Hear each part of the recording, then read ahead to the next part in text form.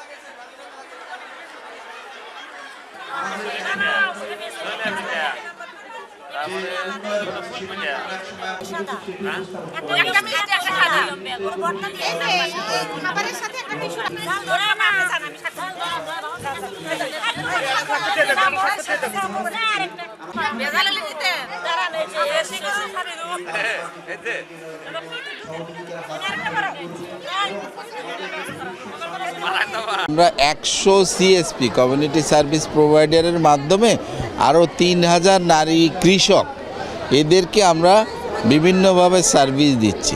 আমরা এই প্রকল্পটা শুরুর পর থেকে এই পর্যন্ত আপনারা দেখবেন এই যে আজকের মেলাতে বেশিরভাগ হচ্ছে নারী, তো এরা কিন্তু বেরিয়ে আসছে ঘর থেকে এবং এদের একটাই, আমি বিভিন্ন জনের সাথে কথা বলছে যে আমাদের দুইটা হাত যদি কাজ করে তার সাথে আমাদের দুইটা অর্থাৎ তাদের স্বামীদের দুইটা এবং তাদের দুইটা যদি একসাথে কাজ করে তাহলে ডেভেলপমেন্টটা বেশি হবে। তো এই ডেভেলপমেন্টটা কন্ট্রিবিউট করবে আমাদের দেশের অর্থনৈতিক উন্নয়নে। আমাদের প্রকল্পটার নাম হচ্ছে rural advisory services for women empowerment.